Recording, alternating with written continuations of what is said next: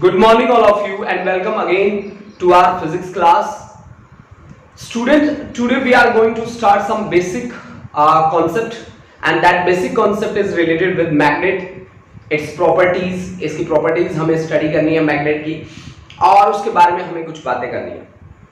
तो देखिए मैं स्टार्ट करता हूँ अपने आर्टिकल को कि मैग्नेट के बारे में मैं क्या क्या जानता हूँ, ठीक है। तो बेसिक बातें मैं आपको बता रहा हूँ, कुछ हमारे पास बेसिक बातें रहेंगी यहाँ पे जो बातें हम आपको बताएंगे, ठीक है। मैग्नेट के बारे में क्या क्या बेसिक बातें हैं देखिए। मैं मैग्नेट के बारे में क्या जानता हूं,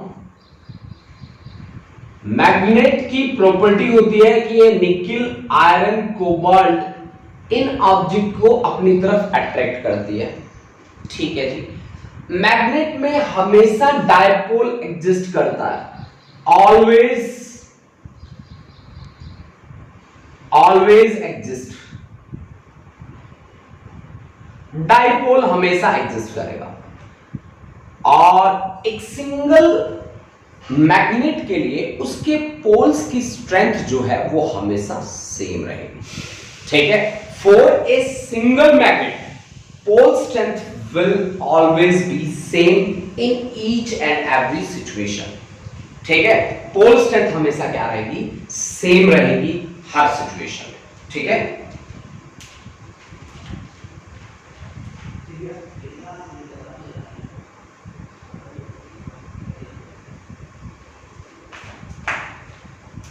अच्छा, डायपोल हमेशा एग्जिस्ट करेगा और for a single magnet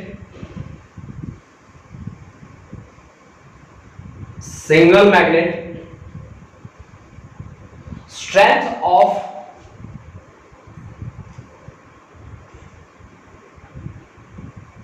both poles is same, strength of both poles is same। अब अगर आप किसी भी बार मैग्नेट को, जैसे कि मान लो ये आपके पास एक बार मैग्नेट है, मैं यहां पे बना देता हूं, ये है मैग्नेट का नॉर्थ पोल और ये है आपके पास साउथ पोल। बार मैग्नेट का मतलब आप समझते हैं जिसकी लेंथ ज्यादा होती है comparative to its area of cross section. अगर मैं इसको एक धागे से बांध दूं, मेरे पास धागा है क्या, हाँ जी, ये देखो वायर है मेरे पास एक। अगर मान लो मैंने इस वायर से इसको ऐसे बांध दिया, ठीक है, बीच में से बांध दिया और इसको कितना भी घुमा के क्यों ना छोड़ दूं, it always points in north south direction, ठीक है ना। ये हमेशा अगर मैं इसको एक धागे से, थ्रेड से बांधूं बीच में से इस तरह से और यहां से सस्पेंड कर दूं एक रिजिड सपोर्ट से और इसको घुमा के छोड़ दूं, तो it always rest along north south direction, along north south direction. यानी कि मैग्नेट के बारे में मेरे को एक तो पता चला कि it can attract nickel iron cobalt towards it, ठीक है, और इसमें हमेशा डायपोल एग्जिस्ट करता है, ऑलवेज हमेशा इसमें डायपोल एग्जिस्ट करेगा, चाहे इसको काट छाट के कितना भी छोटा क्यों ना कर लो, दो पोल हमेशा बनेंगे।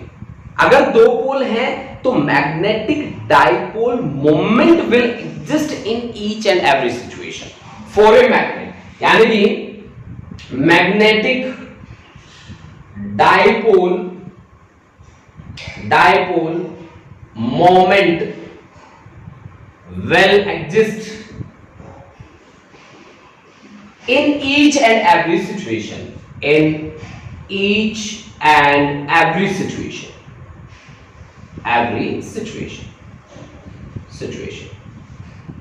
ठीक है। अब इसकी एक बहुत अच्छी बात क्या है कि इसकी जो फील्ड लाइंस हैं वो क्लोज लूप फॉर्म करती हैं, यानी कि ये बाहर चलती हैं, आउटसाइड इनका फ्लो होता है नॉर्थ टू साउथ, आउटसाइड ये चलती हैं नॉर्थ टू साउथ और इनसाइड ये चलती हैं साउथ टू नॉर्थ। इनसाइड इनका जो मोशन होगा वो होगा साउथ टू नॉर्थ। यानी कि magnetic field lines form a close loop, magnetic field lines form करती हैं एक क्लोज लूप। अब देखो बच्चों, इस बात का क्या मीनिंग है? इस बात का मीनिंग मैं कहीं ना कहीं इलेक्ट्रोस्टैट से जोड़ सकता हूं। कैसे जोड़ सकता हूं इलेक्ट्रोस्टैट से? क्योंकि इलेक्ट्रोस्टैट में जहां मैंने फील्ड लाइन के मोशन को पढ़ा, वहां मैंने फ्लक्स को भी पढ़ा और वहां पे मैंने गॉस थ्योरम को भी पढ़ा। आपको ध्यान होगा गॉस थ्योरम की स्टेटमेंट, अगर स्टेटमेंट ध्यान नहीं है तो मैं दोबारा से रिकॉल कर देता हूं। E dot ds is equal to 1 by epsilon naught times the net charge enclosed in that surface.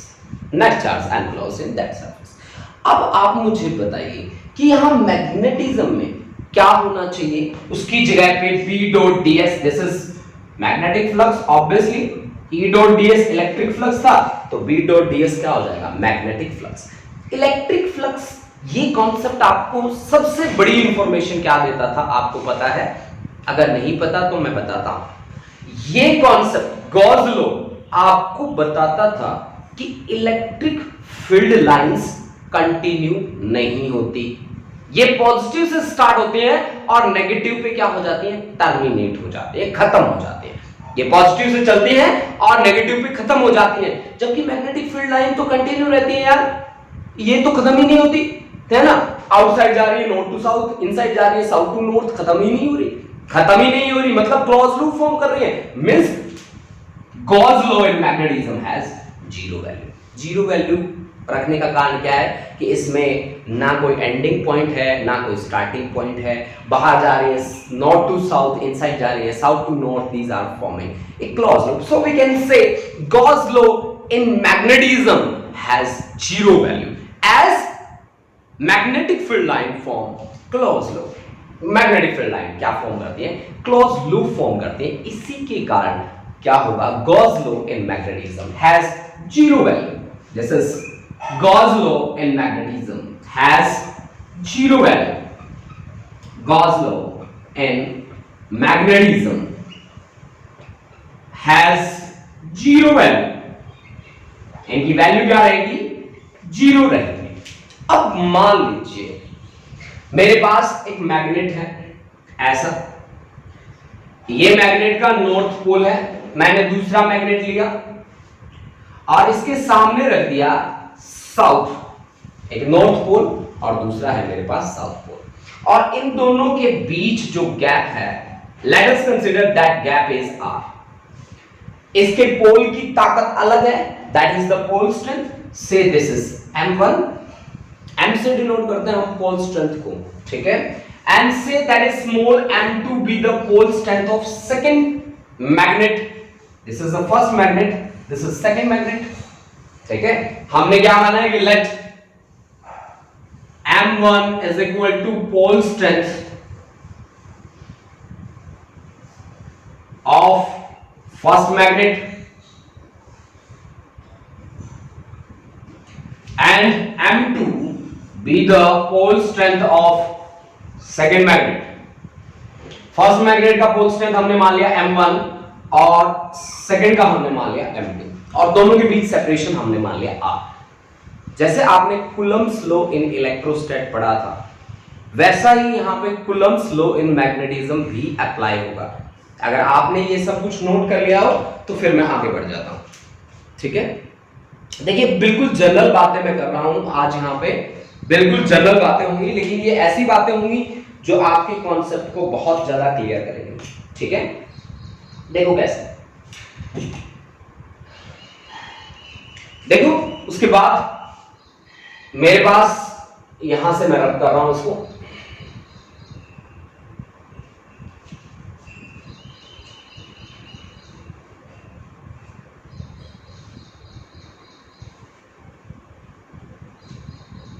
देखिए हमने क्या कहा, हमारे पास एक पोल की स्ट्रेंथ है m1, दूसरे पोल की स्ट्रेंथ है m2, दोनों के बीच सेपरेशन है r। तो कूलम्ब्स लॉ इन इलेक्ट्रोस्टैट क्या होगा? F directly proportional to m1 into m2 and inversely proportional to square of distance between them।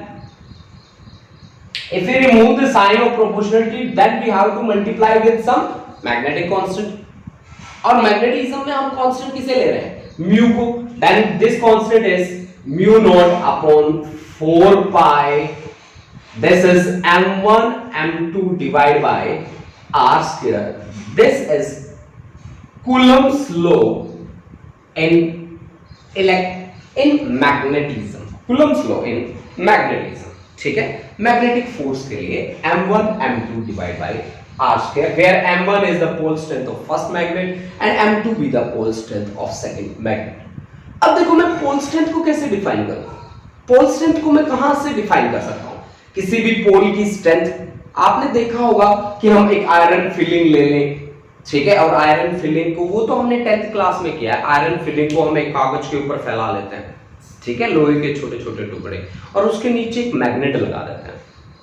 तो हम क्या देखते हैं कि वहां पे ना क्राउड शेप की लाइन सी बन जाती है, और वो सबसे ज्यादा क्राउडेड जो होती हैं वो होती हैं उसके पोल्स पे, मतलब उनके पोल पे बहुत ज्यादा क्राउड होगा, बीच में मैग्नेटिक फील्ड लाइन बहुत कम हो जाती है। जहां पे जितना ज्यादा क्राउड होगा वो उतना ही स्ट्रॉन्ग मैग्नेटिक बिहेवियर को रिप्रेजेंट करता है। This is the basic thing about the magnet, कि उसकी सबसे ज्यादा ताकत उसके पोल्स पे ही होती है, ठीक है ना। This is the basic thing. अब उसके पोल की जो ताकत है, that is the pole strength. Pole strength को मैं डिफाइन कैसे करूं? आप बताओ मुझे कि आपने इलेक्ट्रिक फील्ड को कैसे डिफाइन किया था। देखो ये दोनों चीजें मैं पैरेलल में चलाऊंगा। इलेक्ट्रिक फील्ड को आपने कहा था कि sir electric field is nothing but force per unit test charge. ये टेस्ट चार्ज कितनी फोर्स एक्सपीरियंस करता है जब हम इसे किसी फील्ड में रखते हैं, ठीक है। तो मैग्नेटिक फील्ड को मैं कैसे डिफाइन करूंगा? Magnetic field is nothing but force per unit pole strength of any test pole, है ना। कोई भी आपने टेस्टिंग के लिए पोल लिया, उसकी पोल स्ट्रेंथ आपने क्या ले ली? m0 ले ली। टेस्टिंग के लिए आपने कोई भी मैग्नेट ली, उसकी पोल स्ट्रेंथ क्या है? m0, force per unit test पोल, ठीक है ना। तो यानी कि यहां से पोल स्ट्रेंथ m0 आपके पास क्या आई? Force per unit magnetic field.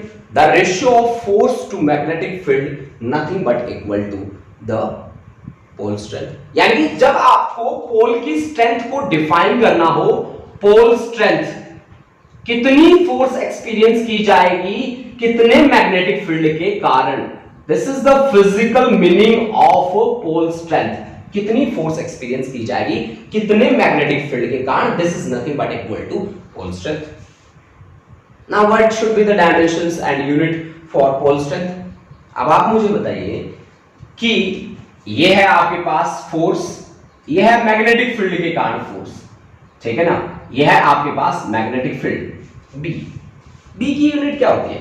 B की यूनिट और डायमेंशन फॉर्मूला कहां से लेते हैं? मेरे ख्याल से आप यहां से निकालते हैं F is equal to QVB। Sine theta होता है, साइन थीटा का तो कोई यूनिट और डायमेंशन फॉर्मूला होता नहीं है, तो यहां से B इज इक्वल टू क्या बनता है?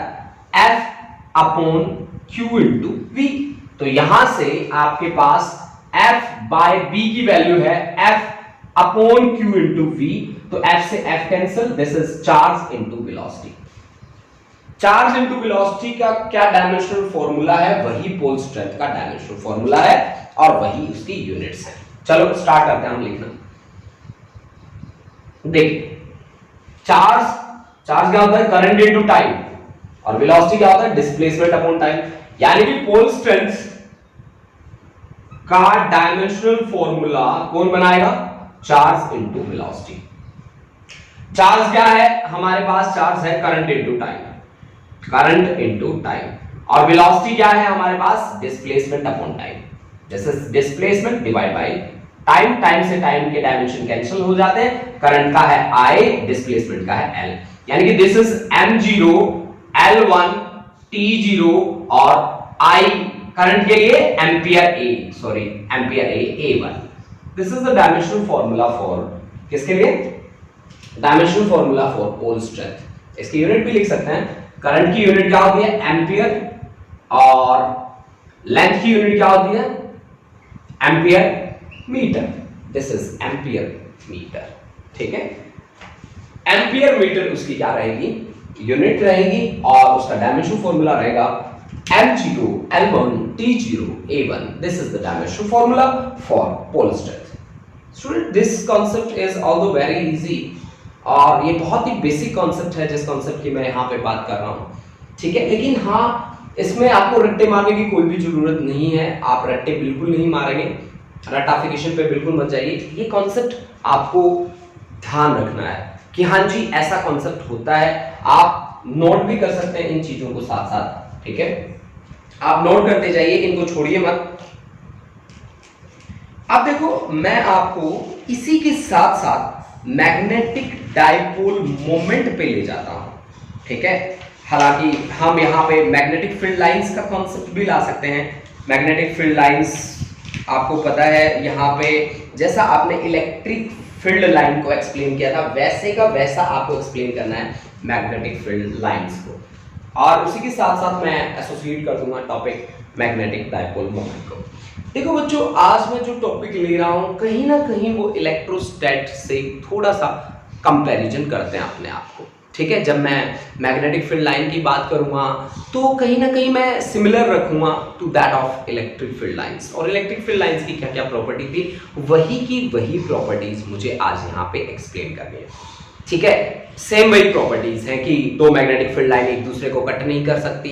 ये स्टार्ट कहां से होती हैं, आउटसाइड स्टार्ट होती है, नॉर्थ टू साउथ, इनसाइड चलती है साउथ टू नॉर्थ, है ना। ये सारी की सारी बातें, जहां ज्यादा क्राउड होगा वहां ज्यादा मैग्नेटिक फील्ड होगा, जहां कम क्राउड होगा वहां कम मैग्नेटिक फील्ड होगा, ठीक है। और इनके बारे में और भी, जैसे कि इलेक्ट्रिक फील्ड लाइन के बारे में बात करती, सेम एज इट इज, है ना, वही की वही सारी की सारी बातें होंगी। और मैग्नेटिक फील्ड लाइंस को हम एक मैग्नेट से ही नहीं, एक करंट कैरिंग कंडक्टर से भी क्या कर सकते हैं, इंड्यूस कर सकते हैं, पैदा कर सकते हैं। This is the most important thing about the magnetic field lines, ठीक है। हालांकि ये सारे के सारे कॉन्सेप्ट आपके सिलेबस से रिमूव हो चुके हैं, लेकिन फिर भी मैं आपको एक बेसिक इंट्रोडक्शन दे देता हूं। क्यों इंट्रोडक्शन दे रहा हूं, क्योंकि ये आपके कॉन्सेप्ट बार बार यूज होते हैं, ठीक है ना। आगे जितने भी टॉपिक आप पढ़ेंगे उन सभी टॉपिक्स में ये कॉन्सेप्ट यूज होंगे, इसलिए मैं एक ब्रीफ इंट्रोडक्शन आपको दे रहा हूं। जो आपके सिलेबस में चीज होगी मैं आपको बता दूंगा कि this is in your syllabus, ठीक है।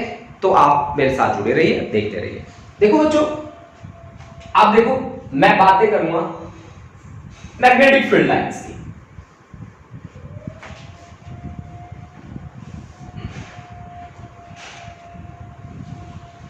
देखिए भाई, आज का हमारा जो कॉन्सेप्ट है वो काफ़ी इजी बन गया है, क्योंकि आज हमने आईआईटी जेई के न्यूमेरिकल नहीं उठाए, ठीक है। हमने सिलेबस को आगे कंटिन्यू किया।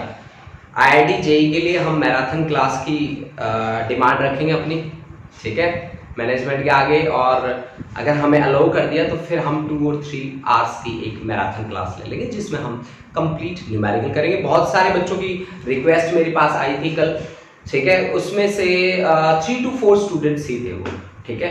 तो जब तक हमारा 10 बच्चों का ग्रुप नहीं बन जाता, स्ट्रेंथ नहीं हो जाती हमारे ग्रुप की, 10-1 बच्चे नहीं हो जाते, तब तक हम मैराथन क्लास आपकी नहीं लेंगे। तो इसके लिए ज़रूरी है कि 10 बच्चे कम से कम हों, जिनके मैसेजेस मेरे पास पर्सनल व्हाट्सएप नंबर पे आए मेरे पास कि सर हमारी क्लास अरेंज कर दो, तो फिर हम परमिशन लें, ठीक है। अदरवाइज फिर तो आपको बताइए, ठीक है। तो अब मैं बात कर रहा हूं मैग्नेटिक फील्ड लाइंस की, मैग्नेटिक फील्ड लाइंस की। देखो ये सारी की सारी बातें मैं आपको एक जनरल इंट्रोडक्शन में बता रहा हूं, ठीक है। ये सारी चीजें जनरल इंट्रोडक्शन के लिए हैं, ठीक है। डोंट गो फॉर रटाफिकेशन, आप याद रखिए इनको, ठीक है। ये हमारे पास है जी एक मैग्नेट। आपको पता है मैग्नेट की क्या क्या प्रॉपर्टी होती है। इसको फ्रीली सस्पेंड करते हैं, नॉर्थ साउथ डायरेक्शन में हमेशा पॉइंट करती है।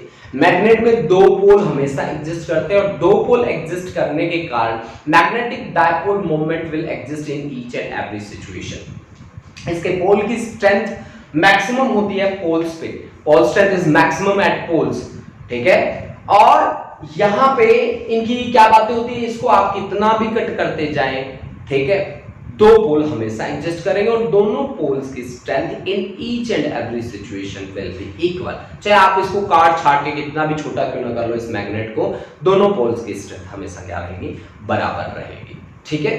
अब देखो हमने क्या कहा, मैग्नेटिक फील्ड लाइंस, मैग्नेट के केस में मैग्नेटिक फील्ड लाइन कंटिन्यू होती है, आउटसाइड नॉर्थ टू साउथ और इनसाइड साउथ टू नॉर्थ चलती होती है, ठीक है। ये बात हम सभी को पता है, ठीक है। अब देखो यहां पे मान लो आपके पास ये एक बार मैग्नेट है, और इसके चारों ओर आयरन फिलिंग हमने बिखेर दी, कागज पे हमने आयरन फिलिंग ली, उसके नीचे बार मैग्नेट लगा दी, तो हमारे पास किस तरह की फील्ड लाइंस बनेगी, ऐसे ऐसे ऐसे ऐसे। यानी कि यहां सबसे ज्यादा जो क्राउड देखी जाती है ठीक है। फील्ड लाइन की सबसे ज्यादा जो क्राउडिंग देखी जाती है वो देखी जाती है इनके पोल्स पे, ठीक है ना। क्राउड जो होगी वो मैक्सिमम होगी इनके पोल्स पे, ठीक है। इनके पोल्स पे क्राउड क्या रहेगी, मैक्सिमम। मैक्सिमम क्राउड का मतलब है इनकी स्ट्रेंथ क्या है, मैक्सिमम है, ठीक है ना। इनकी स्ट्रेंथ मैक्सिमम, इनकी स्ट्रेंथ जो है वो मैक्सिमम है। Strength is maximum at poles. Poles पे इनकी स्ट्रेंथ कैसी रहेगी, मैक्सिमम रहेगी, ठीक है।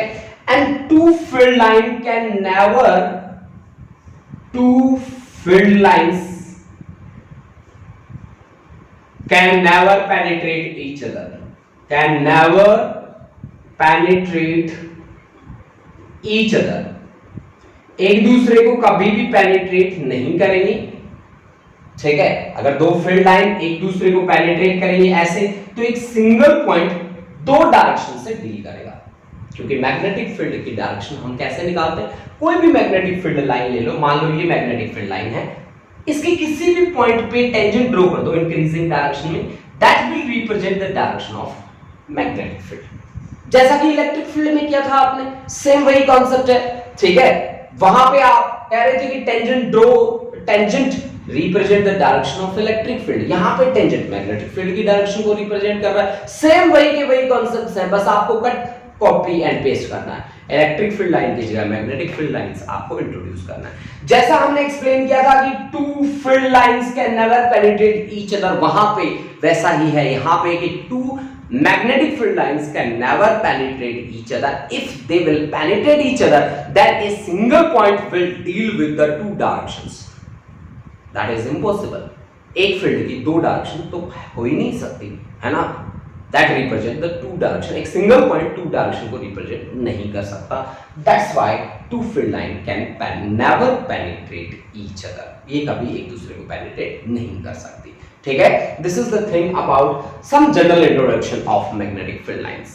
Now we move to the next article, that is magnetic dipole moment. तो अब तक का जो लेक्चर है आपको समझ में आया है या नहीं आया, प्लीज आप कमेंट सेक्शन में जाके मेरे को बता दें, क्योंकि आज थोड़ी सी गड़बड़ हो गई थी, थोड़े नेटवर्क इश्यूज हो गए थे। तो आप प्लीज कमेंट सेक्शन में जाएं और कमेंट सेक्शन में जाके मुझे ये बताएं कि आज का लेक्चर अब तक का क्लियर है कि नहीं है, या कोई डाउट है।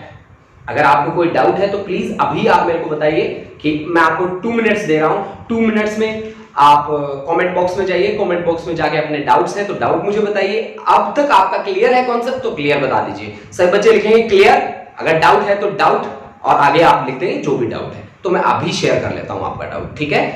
आइए बेटा जल्दी आइए, फटाफट से कमेंट बॉक्स में आइए, ठीक है। अपने डाउट मेरे साथ शेयर कर लीजिए।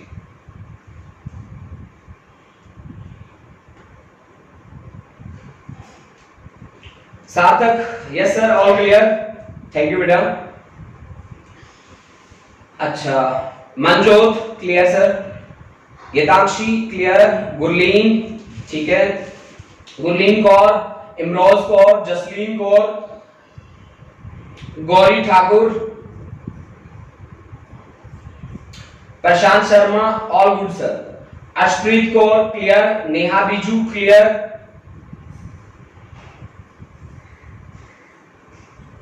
ठीक है। जबराज सिंह क्लियर है, ठीक है सर, ओके ठीक है जी। सभी बच्चों को यानी कि ये कॉन्सेप्ट जो मैं जनरल, देखो बेटा हरसिमरन कौर क्लियर है, ठीक है बेटा, ठीक है, थैंक यू। देखो बच्चों, ये कॉन्सेप्ट जो मैंने आपको करवाए हैं, एक बात आप स्पेशली ध्यान रखना कि इस कॉन्सेप्ट को आपको इलेक्ट्रिक फील्ड लाइन के साथ जोड़ना है, ठीक है। इलेक्ट्रिक फील्ड लाइन में जो जो बातें थी ना, वो सारी की सारी मैग्नेट के नाम पे लिख के और आपको बिल बना देना है, ठीक है। टेंशन नहीं लेनी, सेम वही की वही प्रॉपर्टीज है, ठीक है। वैसे ये कॉन्सेप्ट आपके सिलेबस से हट चुका है, हम एक जनरल इंट्रोडक्शन की बात कर रहे थे, ठीक है। तो आप इसके रट्टे तो बिल्कुल ना माने। हाँ, अब जो नेक्स्ट मैं टॉपिक लेके आ रहा हूं, that is in your syllabus, ठीक है, वो आपके सिलेबस में है। मुझे ये बातें आपको बतानी पड़ी, क्यों बतानी पड़ी, क्यों कहीं ना कहीं ये बेसिक आते हैं आगे आने वाले कॉन्सेप्ट्स का, इसलिए मुझे इनको बताना पड़ा। ये आपने नोट कर लिया होगा आज का हमारा टारगेट। अच्छा, अब मैं देखो किसकी बात करने वाला हूं। अब मैं बात करने वाला हूं मैग्नेटिक डायपोल मोमेंट। और उसको दो तरीके से रिप्रेजेंट करूंगा मैं, टू वेज है मेरे पास, ठीक है। देखिए दोनों के दोनों वे क्या है। फर्स्ट वे देखिए, मेरे पास कॉन्सेप्ट है magnetic dipole moment, magnetic dipole moment. Electric dipole moment के बारे में सोच लो, जैसा सोचा था ना वैसा का वैसा यहां पे लिख दो, सेम है। मैग्नेटिक डाइपोल मोमेंट को मैं यहां m से रिप्रेजेंट करने वाला हूं and this is also going to be a vector quantity. अब तक मैंने मैग्नेट को कैसे देखा है, कैसे जाना है, मैं लिख देता हूं। ऐसे देखा है मैंने मैग्नेट को, ये है मेरे पास नॉर्थ पोल और ये है मेरे पास साउथ पोल, ठीक है। इन दोनों के बीच ये है axial line. Let us consider this be the center of dipole, O be the center of dipole, center of dipole, center of dipole, and A be the corner point and B be the, यहां पे ये point भी यहां पे है तो B यहां पे, and let OA is equal to OB is equal to L, so length of dipole is equal to 2L। length of dipole हमारे पास बन गया क्या, L plus L, this is 2L। length of dipole हमारा आ गया 2L के बराबर। अब देखो आपने वहां क्या किया था, इलेक्ट्रिक डाइपोल मोमेंट में magnitude of any charge multiplied by total length, same is here. Magnitude of any pole strength, एक सिंगल मैग्नेट के लिए पोल स्ट्रेंथ बराबर होती है, इसकी भी m है पोल स्ट्रेंथ तो इसकी भी क्या है, m है, ठीक है। तो आपके पास मैग्नेटिक डाइपोल मोमेंट क्या चीज होगा, pole strength of any pole multiplied by total length of dipole m into 2L। m small m क्या है, पोल स्ट्रेंथ है, या नॉर्थ पोल की ले लो चाहे साउथ पोल की ले लो, आपकी मर्जी है। and 2L be the length of dipole, और डाइपोल की लेंथ कितनी है, 2L के बराबर है, ठीक है ना, 2L के बराबर है। m into 2L is magnetic dipole moment, ठीक है जी, ठीक है। अब मुझे डायमेंशन फॉर्मूला लिखना है इसका, डायमेंशन फॉर्मूला लिखना है तो मैं कहां से सोचूं, जैसे आपने इलेक्ट्रिक फील्ड निकाला था वैसे magnetic field, electric field force per unit test charge था, magnetic field force per unit test pole होगा, टेस्ट पोल, पोल की स्ट्रेंथ है ना, तो पोल स्ट्रेंथ आपके पास क्या बनता है, F by B, B is the magnetic field, F यहां पे F into L, force into length divide by magnetic field. Force into length क्या होता है, याद आया आपको कुछ, that is the work, force into the dimensions of length forms the dimensions of work divided by magnetic field, work has the unit joule and magnetic field has the unit Tesla, this is joule per Tesla, joule per Tesla, okay, okay। अब देखो, अब इसका dimensional formula भी लिख देते हैं, इसकी unit उसके डायमेंशनल फॉर्मूला पे बेस होके भी लिख देते हैं, ठीक है, चलो लिख देते हैं, कोई बात नहीं। अब देखो भाई ये चीजें तो हैं आपके याद रखने के लिए, है ना। अच्छा अब देखो आपने क्या कहा कि m is equal to f upon b into 2L। अब f क्या था आपके पास, QVB, तो QVB into 2L divide by b से b गया, चार्ज होता है current into time, I into t, velocity होता है डिस्प्लेसमेंट अपॉन टाइम, ठीक है, और इनटू ये लेंथ के डायमेंशंस हैं इसके, तो t से t कट गया, I का ampere, displacement into length, this is metre square, this is ampere metre square, this is the unit, that is equal to joule per tesla, ये आपका ampere metre square joule per tesla देखो। Dimensional formula भी आप लिख सकते हैं of course, ampere का तो एम्पियर ही रहेगा A, और this is L square, A L square, this is the dimensional formula for magnetic dipole moment, magnetic dipole moment, ठीक है। अब देखो भाई बच्चों, current loop as magnetic dipole. देखो भाई, अब देखो यहां से इस कॉन्सेप्ट को ना मैं एक करंट लूप के साथ जोड़ने वाला हूं। भाई एक करंट फ्लो कर रहा है ना, एक करंट लूप है मेरे पास, ठीक है, और उस लूप को मैं डाइपोल की तरह दिखाऊंगा और उसका जो मैग्नेटिक मोमेंट निकालूंगा ना वो इसके बराबर होगा। इसके बराबर कैसे होगा वो भी मैं आपको बताऊंगा, ठीक है। चलो चेक करते हैं उसको, ठीक है भाई। हमारे पास कॉन्सेप्ट है, कॉन्सेप्ट का नाम है current loop as magnetic dipole. Current loop as magnetic dipole.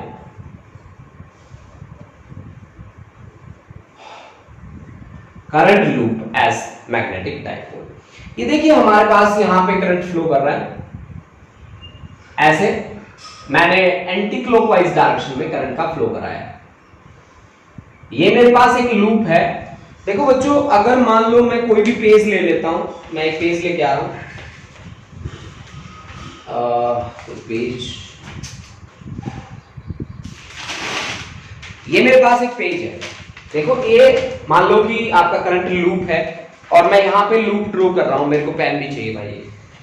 अच्छा, ये देखो ऐसे मैं लूप ड्रॉ करता हूं, ऐसे यहां पे जैसे मैंने आपको दिखाया है, ऐसा ऐसा है, ऐसा आप ड्रॉ कर लेना, ठीक है। और इसमें मैंने डायरेक्शन दिखाई है ऐसी, ना चल नहीं रहा यार। ये देखो एंटी क्लॉकवाइज डायरेक्शन मैंने इसके फ्रंट फेस पे दिखाई है, ठीक है। एंटी क्लॉकवाइज डायरेक्शन मैंने इसके फ्रंट फेस पे दिखाई है। करंट का फ्लो जो हो रहा है वो एंटी क्लॉकवाइज डायरेक्शन में हो रहा है। तो अब इसका बैक फेस देखो, बैक फेस में इसकी डायरेक्शन कैसी हो रही है, क्लॉकवाइज मेरे को दिख रही है, ये रही ऐसे, दिस इज क्लॉकवाइज डायरेक्शन। ये देखो ऐसे मेरे को दिख रही है, ठीक है ना। आप एक पेज पे डायग्राम बनाना, उसका फ्रंट फेस देखना, फ्रंट फेस में अगर एंटी क्लॉकवाइज डायरेक्शन है तो नीचे बैक फेस में क्या बनेगी, क्लॉकवाइज डायरेक्शन बनेगी, ठीक है। अब देखो आपने क्या कहा, एंटी क्लॉकवाइज डायरेक्शन है करंट, और ये आपके पास एरिया है, drop the normal to the area, this represent the direction of area, drop the normal to the area, है ना। अब देखो आपने क्या कहा कि इसमें से करंट फ्लो कर रहा है अपर फेस में, किसमें, एंटी क्लॉकवाइज डायरेक्शन में। अगर एंटी क्लॉकवाइज डायरेक्शन है then it will behave like the north pole, like the north pole, and इसका लोअर फेस जो है, इसका लोअर फेस फिर किसकी तरह बिहेव करेगा, 100% श्योर है, किसकी तरह, साउथ पोल की तरह बिहेव करेगा, साउथ पोल की तरह बिहेव करेगा, ठीक है ना। अगर आपके करंट का फ्लो अपर फेस में एंटी क्लॉकवाइज है then it will behave like the north pole, और इसका लोअर फेस जो है वो साउथ पोल की तरह बिहेव करेगा, 100% श्योर, ठीक है। अब हम क्या कहते हैं कि मैग्नेटिक डाइपोल, अब यहां पे डाइपोल बना है ना, फिर डाइपोल ऊपर वाला नॉर्थ, नीचे वाला साउथ, तो दो पोल आ गए, दो पोल आ गए तो डाइपोल बन गया।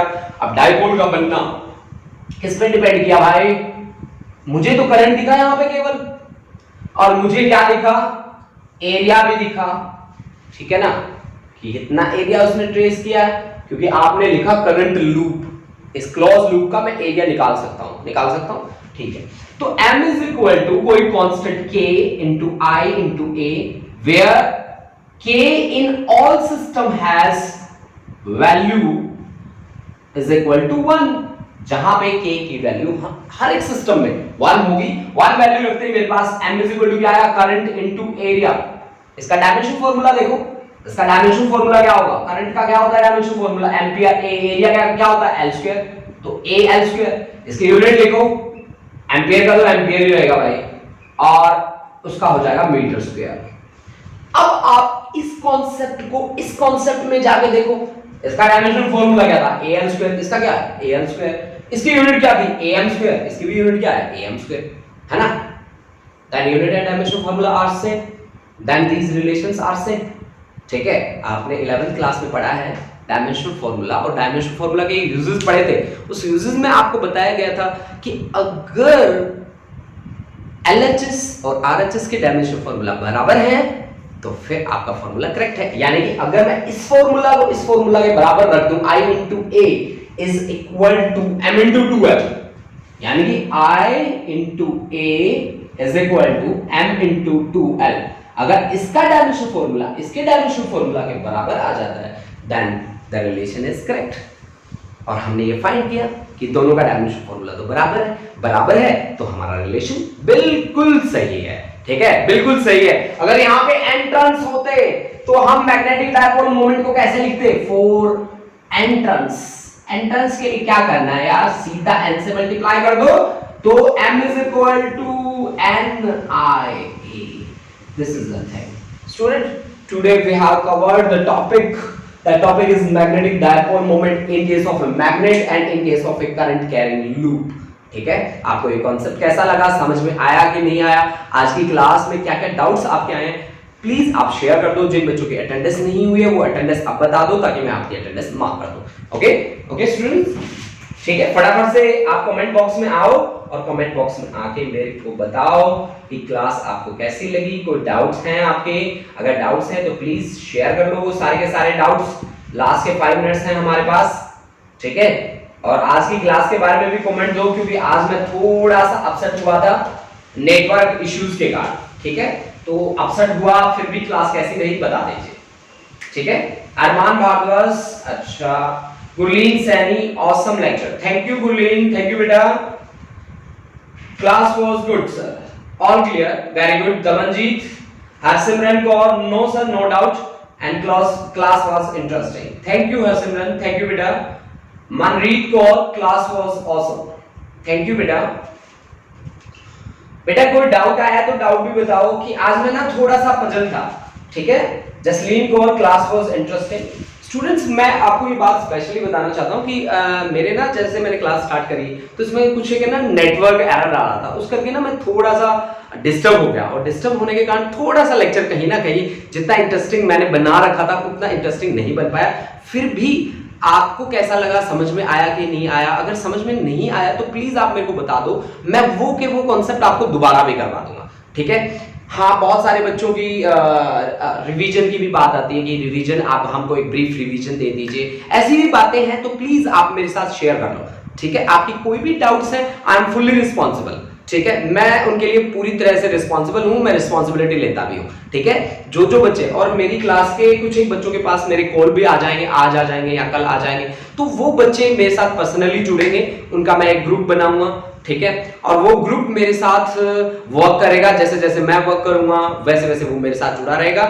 मैं उनको एक्स्ट्रा असाइनमेंट्स भी दूंगा। हाँ, आप उस ग्रुप का एक हिस्सा बनना चाहते हैं, यू आर मोस्ट वेलकम, ठीक है। लेकिन फिर आपको रेगुलर क्लासेस अटेंड करनी पड़ेगी और मेरे साथ वर्क करना पड़ेगा आपको, ठीक है। आप, मैं करूंगा 20 न्यूमेरिकल तो आप 30 करोगे, बल्कि 20 से 15 नहीं करोगे। तो ऐसा एक ग्रुप बनाना चाहता हूं मैं आपके मैराथन क्लासेस और ऐसे ग्रुप, ये 2 कॉन्सेप्ट हैं मेरे जिन पे मैं काम करना चाहता हूं। अगर आप मेरा साथ देंगे तो फिर आपको पता ही है कि मैं पीछे नहीं छोड़ूंगा आप लोगों को, ठीक है। तो अब आप मेरे को बता दीजिए क्लास के बारे में आपके क्या क्या कमेंट हैं, मैं देख लेता हूं कितने कितने बच्चों के कमेंट्स आए हैं।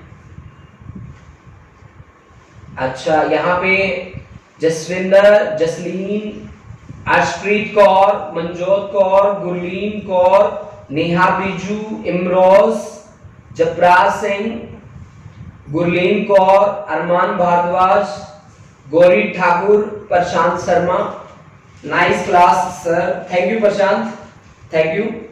यहाँ पे जितने भी बच्चे जुड़े हुए हैं प्लीज एक अलग वे बनाइए और मुझे भी बताइए। अगर बहुत सारे बच्चे बड़े क्रिएटिव होते हैं, है ना, उनके दिमाग में बहुत नई नई बातें आती हैं, तो वो बातें भी मेरे साथ शेयर करिए आप लोग, ठीक है, ताकि हम अपनी क्लासेस को और इंटरेस्टिंग बना सकें। वैसे हमारी कोशिश यही रहती है कि हम ज्यादा से ज्यादा इंटरेस्टिंग बनाएं, ठीक है। आज हमने जो पढ़ा है बच्चों, उससे आगे जो हम पढ़ने वाले हैं that is going to be very interesting, वो बहुत इंटरेस्टिंग होने वाला है। तो मंडे की क्लास कोई भी बच्चा स्किप ना करे और संडे को आप पूरा रिवाइज कीजिए। वैसे हम अपने ये जो हमारे जो वर्किंग डेज हैं उनमें से हम 2 डेज ऐसे रखेंगे जहां पे कंप्लीट आपकी ही प्रॉब्लम की बात करी जाएगी, ठीक है। आपके लिए ही बात करी जाएगी, रिवीजन पे बात करी जाएगी, आगे बात नहीं करी जाएगी, आगे सिलेबस पे। इसमें से 2 डेज हम रिवीजन डेज रखेंगे, 2 डेज। अब आपके 6 डेज वर्किंग है तो 6 में से केवल 4 डेज हम आगे सिलेबस करेंगे। उन 2 डेज में आपके डाउट्स लेंगे, आपके प्रॉब्लम को सॉल्व करेंगे, आपको वो टॉपिक्स रिवाइज कराएंगे जो एग्जाम के पॉइंट ऑफ व्यू से इंपॉर्टेंट है। ठीक है, हाँ, इसमें IIT JEE के लिए भी हम कुछ करेंगे, नीट के लिए भी हम कुछ करेंगे। ठीक है, थैंक यू स्टूडेंट्स। इसी बात के साथ हम अपनी क्लास को यहीं पे स्टॉप करते हैं। थैंक यू बच्चा पार्टी, थैंक यू।